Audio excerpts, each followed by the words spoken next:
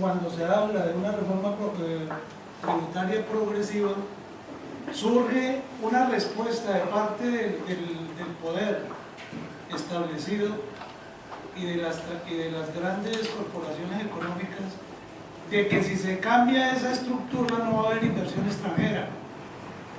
Y ahí para la discusión. De hecho, si uno mira los sectores más progresistas de Costa Rica, no plantean agresivamente el asunto de la reforma tributaria, sino que incluso se conforman con negociaciones tributarias muy pálidas, como la pasada, por ejemplo, que se negoció entre el gobierno y finalmente, incluso siendo muy pálida, la Sala Constitucional la terminó tumbando. Es decir, si ese es el norte, si esa es la gran necesidad, no es digamos, se elude que sea el centro de la discusión. Y los sectores progresistas y democráticos no tienen realmente un discurso que apuntale esa discusión, porque inmediatamente le responden que tumba la inversión extranjera, entonces hay silencio, ¿cierto? Pasar las 5 mujeres. ¿Alguien más quisiera? Perfecto.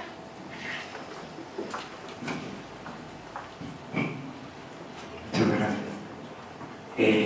Sí, en esta valiosa reflexión que don Jaime nos facilita, la gran interrogante es que en esta diversidad de organizaciones políticas en el país, los que trabajamos en el tema de los derechos de la niñez y la adolescencia, nos ha sido muy difícil identificar interlocutores que realmente se pongan la camiseta y puedan visualizar el trabajo que se requiere en materia de mediano y largo plazo en inversión en la infancia. Y uno ve, por ejemplo, las diferentes propuestas de los grupos que han venido reflexionando, Región Nacional, el Informe de Notables, Visión País y algunas otras, y encuentra que este tema es como invisibilizado. Y esa es una de las preguntas que nos hacemos, porque cuando uno habla con el sector político, para todos es importante la niñez, pero de esa declaración a la concreción queda un gran vacío. Y desde lo que usted ha analizado, ¿cómo se podría posicionar ese tema? ¿Denis? Sí, yo creo que de lo expuesto por Jaime, uno puede estar de acuerdo casi en todo, ¿verdad? Porque efectivamente este es un país y Centroamérica es una región que, y ayer hablaba un poco con Vicky de estos temas, que en el tema de los derechos de las personas, niños, niñas, adolescentes, jóvenes, viejos, etc., que en ese tema es, digamos, somos expertos en manejar un discurso.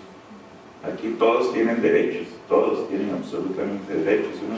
Uno encuentra un documento como este donde una de las recomendaciones es que se establezcan políticas de promoción de los derechos de la convención. O sea, aquí todo el mundo, el niño tiene derecho a una vida digna en este país. Pero de dicho al hecho hay un derecho enorme, ¿verdad? O sea, el niño no vive con que le digan que el niño no va a vivir mejor con que le digan y con que conozca que hay una convención ratificada por este país que dice que tiene derecho a una vida digna, que tiene derecho a la educación, que tiene derecho a la salud, que tiene derecho a un desarrollo. Eso es absolutamente declarativo. Bueno, ¿por qué es declarativo? Jaime decía, bueno, aquí tenemos un problema que ahora frente a la propuesta de solución, que es la atomización, la poca falta de cohesión, digamos, política para tener un instrumento de poder que efectivamente diga, vamos a hacer eso. Yo pienso que ahí hay un grave problema, pero el problema que permite eso es que hoy está entronizado un grupo de poder que controla todo, ¿verdad? Que controla todo. Estamos en un régimen de democracia, que ahora se acentúa con una declaración de notables y con dos notables próximos a llegar a ser magistrados de la República, ¿verdad? Entonces, qué difícil entonces el planteamiento de esto. Yo en específico creo que el tema de la reforma tributaria es fundamental. Durante muchos años hemos luchado por generar una reforma tributaria en este país que de verdad levante 10-15%, por lo menos el componente de la canasta tributaria. La pega está aquí, que ese grupo de poder que hace la declaración, el discurso declarativo de derechos, ni a palos quiere que se haga la reforma tributaria, porque la reforma tributaria implica quién paga ese crecimiento, ¿verdad? Y cómo se manejan esas cosas. Vos me decías, direccionamiento específico, bueno, canasta amplia para poder seguir yo metiendo la mano donde la quiera meter y poder seguir montando escenarios de orden asistencialista con fines politiqueros. Y cuando te referías, por ejemplo, al tema de la educación, eso es fundamental en este país. Ahí señalabas algunos temas como, por ejemplo, un componente extracurricular como elemento de retención de los niños. Yo estoy totalmente de acuerdo con los puntos que has señalado. Ahora no estoy de acuerdo que sea extracurricular. Yo creo que debe formar parte de la currícula educativa, porque cuando la banda o el grupo de teatro o el grupo de pintura se convierte en un elemento extracurricular, se empieza a ser discriminatorio, se empieza a generar eso, porque yo entro a la banda si puedo comprar el tambor y puedo comprarme el uniforme y puedo pagar la buceta que me lleva de viaje. Y no, eso debería estar a costa de la inversión de la educación en este país. Entonces, yo efectivamente pienso, en algún momento te interpreté, pero no sé si te interpreté mal, que la definición de políticas económicas deberíamos definir las políticas sociales. Yo pienso que es al revés. Definamos lo social, lo político de este país y planteamos las políticas económicas, ¿verdad? Porque si no, lo social va a seguir dependiendo de lo económico, y por lo menos en mi pensamiento no debe ser así, ¿verdad? Tiene que haber un direccionamiento, y yo quiero un país así, y entonces para tener un país así, yo tengo que invertir así, o desarrollarme así, o gastar así, en fin, todo este tipo de cosas. Yo sí creo que hay elementos engañosos en nuestra sociedad. El tema del crecimiento económico de este país, yo no sé si es crecimiento económico, yo más bien creo que hay una burbuja ahí, ¿verdad? Hay una burbuja que nos engaña, que somos un país que crece económicamente. Los 5 años anteriores al Tratado de Libre Comercio fueron crecimientos sostenidos del 6%, digamos, como promedio. Y yo no vi esa riqueza ni la redistribución de esa riqueza en este país. Entonces, ¿creció el país económicamente o prestamos el país para que alguien creciera económicamente, ¿verdad? Entonces, ese tipo de cosas son las que tendríamos que analizar, pero en general creo que has hecho un buen análisis en las experiencias internacionales que has planteado. Yo creo que son aleccionadoras, ¿verdad? O sea, si nosotros no entramos a hacer de la declaración un hecho, aquí vamos a seguir hablando de convenciones, de los derechos, de discursos de derechos, yo le decía a Vicky, mire, aquí esto se ha manejado tan eficientemente por la gente que controla el poder, que se hace un Código Nacional de Niñez y Adolescencia, donde se establece en el Código Nacional de Niñez y Adolescencia el derecho entre comillas, de que nuestros adolescentes trabajen. ¿Cómo es que se tutela por la idea de derecho una injusticia social? Una persona de 15 a 18 años no debe tener derecho a trabajar. El derecho fundamental debe desarrollarse, estudiar, estar en pleno. Pero entonces le dicen, ¿verdad? Démosle el derecho a que trabaje. Y un niño atrapado en el consumismo, un adolescente nuestro, en la disyuntiva de ganarme 1000 colones para poder ir a una tienda que da las tenis de moda a pagos y seguir en una escuela aburrida, va a escoger el poder comprar la tenis a pago. Entonces, bajo un derecho, y usted tiene derecho a trabajar, le conculcan el derecho al estudio, pues una de las cuestiones que se necesitan un poco. Yo creo que por ahí deberíamos también de encaminar estas cosas. Sí, tenemos dos, una Carmen María y Laura. Luego daríamos la palabra para que Jaime y responda. Lo que estamos proponiendo es que Jaime termine, y en el caso que se tenga que retirar, lo lamentamos mucho, pero también podemos continuar nosotros la discusión y después el café. Bueno, yo la pregunta que le hago al señor Jaime es un poco en orientación a lo que decía Virginia. El umbral del ciudadano, tiene el umbral de la ciudadanía, nos habla de 3 aspectos, ¿verdad? del acceso a los derechos. Para ser ciudadano tiene que tener claramente ese acceso a los derechos. ¿Qué pasa o cómo se le llama a aquellos que no tienen ese acceso? Este es el umbral del ciudadano, pero nunca se habló de cuál es el concepto de aquel que no entra en estas categorías. El hombre tiene. La mía es muy sencilla. Cuando mencionaste los 3 secretos para la retención escolar, por supuesto, subyace las transferencias condicionadas, ¿verdad? Que no crees, pero complementariamente tendría que estar esa política universal de educación con esos 3 elementos para que estas transferencias condicionadas funcionen. Entonces, quería justamente oírte básicamente con respecto a las transferencias económicas condicionadas, y 2, los espacios de participación que en este momento tienen nuestros niños, niñas y adolescentes, y la escucha que no tiene los partidos políticos, ni el gobierno, ni ningún otro espacio político. Muy bien, vamos a ver. Estos son tan interesantes que tendrían que ser como para otra charlita, pero en primer lugar, sobre la reforma tributaria que planteaba, ¿qué se me hizo el señor? Darío.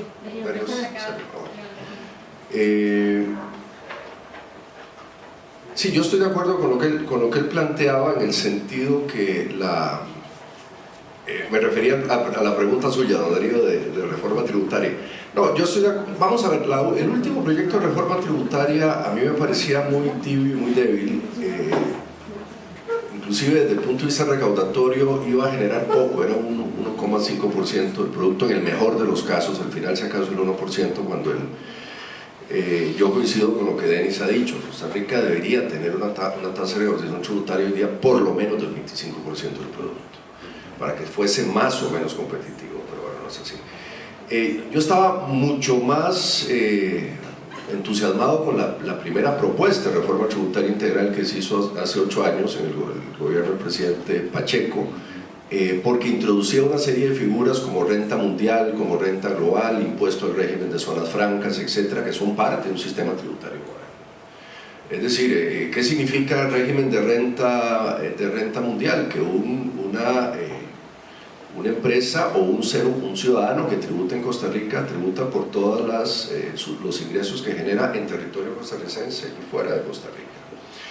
En ausencia de esta figura, lo que se da es un mecanismo de elusión y de evasión de impuestos clarísimo. Es decir, nosotros tenemos un régimen realmente premoderno, arcaico, en ausencia del régimen de renta mundial.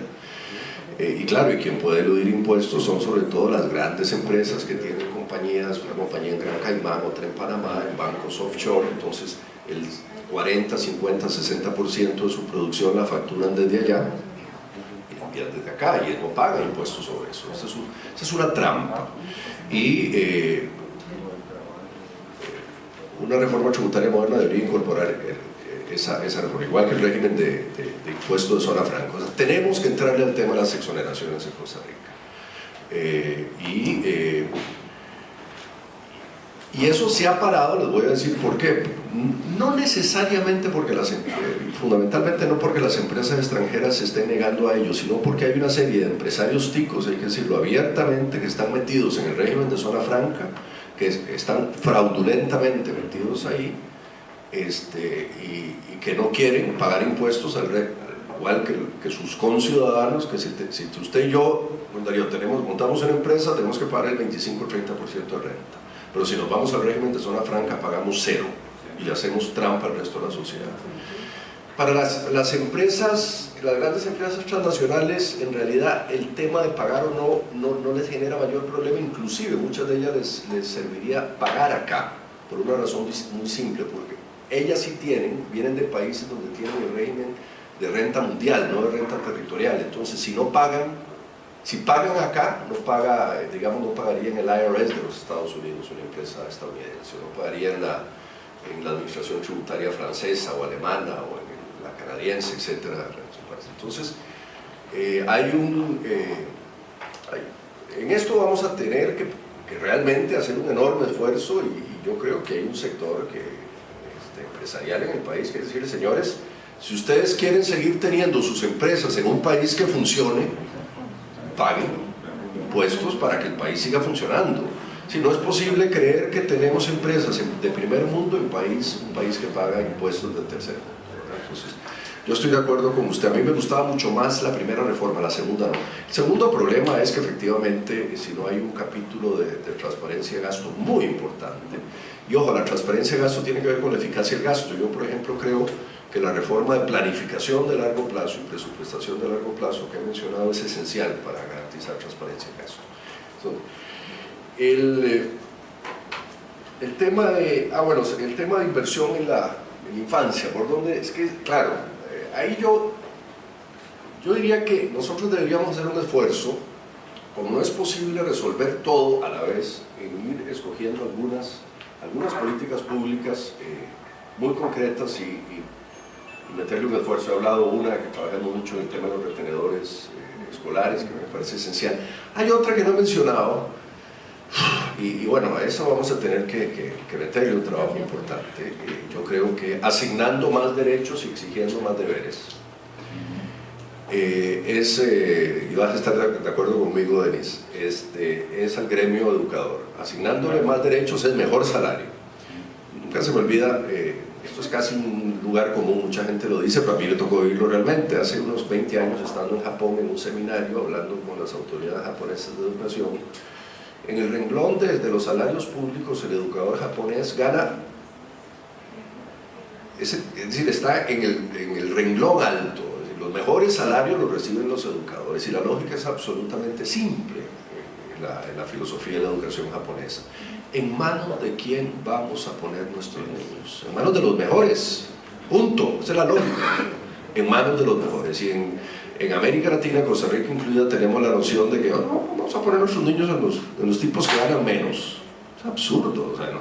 Entonces yo creo que el sector educador nuestros educadores deberían estar mucho mejor pagados, con mucho mayor cantidad de incentivos. Y ojo, eso sí, efectivamente hay que revisar cuidadosamente el tema de los deberes y las obligaciones, ¿verdad? Yo creo que ahí se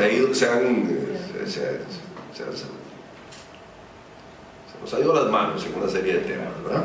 Y bueno, yo soy educador, bueno, yo soy profesor de la Universidad de Costa Rica, estoy en ese mundo. Yo trabajaría algún 2 o 3 grandes temas, ¿verdad? La agenda nacional, el grupo que me toca coordinar, si hay varios refiriendo, está el grupo de los notables, está el Día Costarricense de Figueroa, está el grupo que nosotros movemos, el de la agenda nacional. En el capítulo que vamos a lanzar el próximo mes vienen 10 grandes propuestas en materia de educación pública, y vamos a lanzarlo, y vamos a hacer una serie de actividades. Vamos a ir de todos los gremios de educadores de nuestro país a tener un diálogo en el gobierno, en la Asamblea Legislativa, porque eso es vital para el país, nos parece. Denis plantea una pregunta: vamos a ver, ¿qué hacemos en un país tan fraccionado políticamente, con un músculo político tan débil? Porque todos los partidos tienen un músculo político tan débil, donde ya no existen grandes planes de largo plazo de Estado. ¿Cómo hacemos para empujar estas cosas? Y el tema es complicado, porque déjenme contarles mi hipótesis. Mi hipótesis es que, inclusive la ciencia política comparada ha estudiado esto. Los países se mueven por ciclos de 70 años. Costa Rica hizo las grandes reformas de nuestra República Liberal en 1870, a partir de Tomás Guardia y todas las grandes reformas que conocemos en 1870. 70 años después, en 1940, vinieron las grandes reformas de Calderón y de Figueres, etc. Reformas de los años 40, los fines de los 40, los 50, etc. De Calderón y de Figueres y de todo, Monseñor Sanabria, Manuel Mora, en fin, todo ese grupo de Rodrigo Facio, en fin, toda la gente que en el fondo diseña esa Segunda República. Hagan cuentas cuántos años pasaron hasta 2010, 70 años. Ya se acabó, es decir, el momento de volver a hacer una nueva planificación. El problema es que no es casual que estén apareciendo tantos grupos haciendo propuestas de largo plazo. Lo que pasa es que sí hay que darle músculo político. ¿Qué haría yo mientras logramos articular los partidos políticos, los líderes políticos que hagan esa reforma? Yo haría algo que he pensado mucho. Yo trabajaría en una modalidad de ONGs absolutamente especializadas y focalizadas a un punto concreto. pero muy, muy concreto. Por ejemplo, crear una ONG de 15 ciudadanos y ciudadanas que se dediquen al tema de ser controladores de la calidad de los comedores infantiles, los comedores escolares, que se metan, que investiguen, que hagan denuncia. Eso es muy típico del sistema anglosajón. Las ONGs inglesas, anglosajonas, holandesas, canadienses, son así, ¿verdad? Está la ONG que va a revisar el precio del atún, punto, de la latita de atún, y a eso se dedica, punto, nada más en la vida. Pero lo hacen muy bien, ¿eh? Una trampa nuestra de las ONGs en América Latina en general es que son como totalistas, ¿verdad? Queremos abarcarlo todo. Usted ve el brochure de la ONG y trata de... No. Una ONG que se dedique a revisar que en el cantón central de San José las casas sean construidas con tanque séptico, punto. Ese es el objetivo de la ONG. Creo que eso generaría una gran cantidad de resultados. Yo por ahí ando desde hace días pensando que de lo particular podemos ir generando lo general.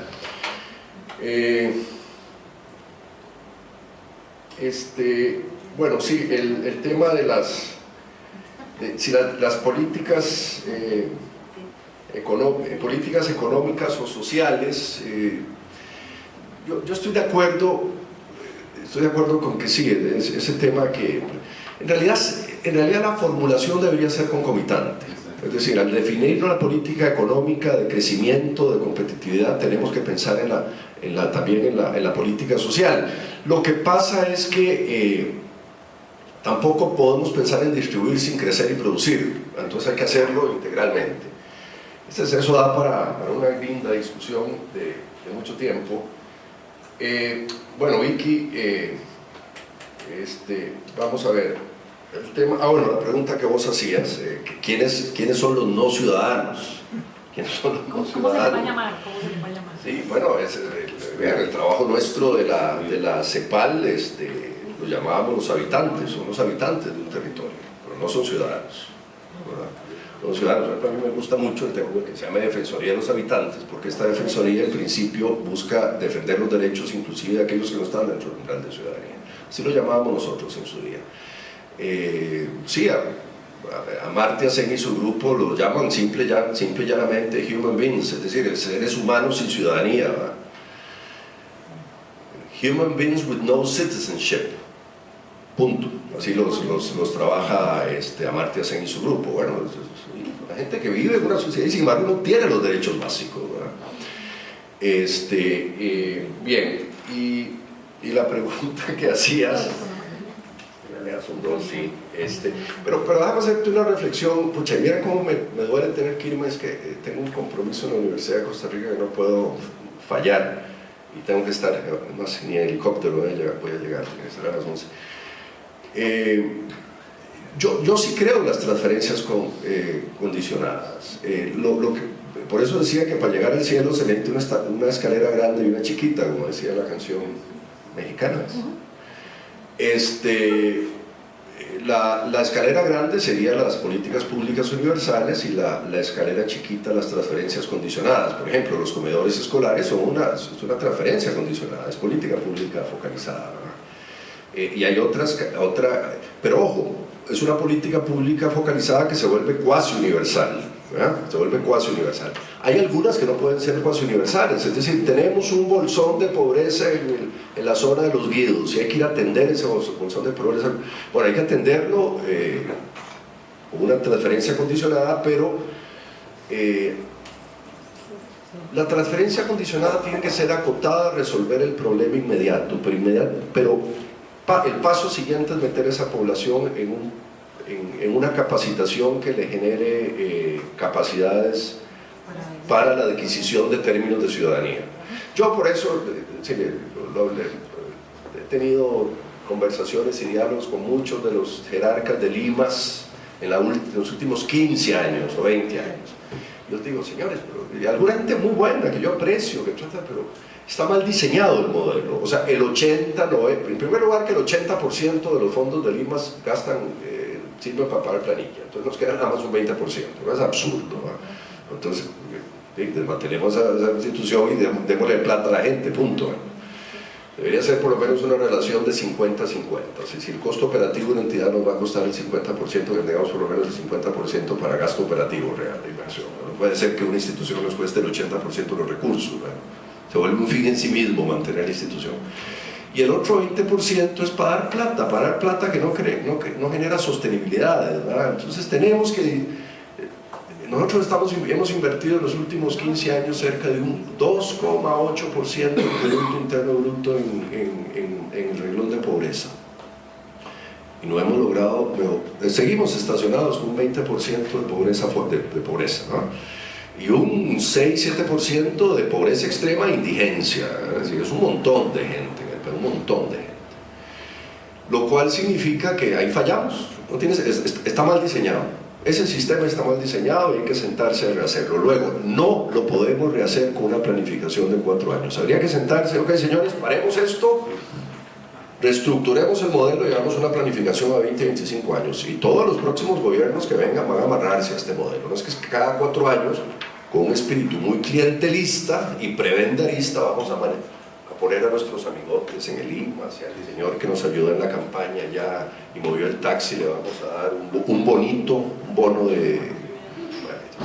Es absurdo, ¿no? Así no estamos como país, no vamos para ningún lado. Queridas amigas, amigos, qué placer haber estado.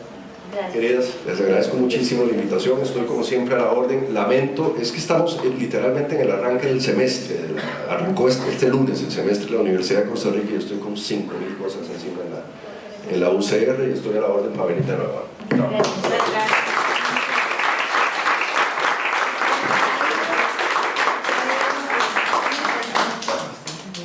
Don Jaime, su correo electrónico, porque como ciudadana y profesional que trabaja en el IMA, sí me gustaría enviarle los datos reales de cuánto es lo que invierte la institución en su recurso humano y cuánto le queda para... Hoy es superior al 20% hoy día. Sí, señor, entonces me encantaría. Bueno, eso me encantaría leerlo porque hasta sí, hace 3-4 años eran... No.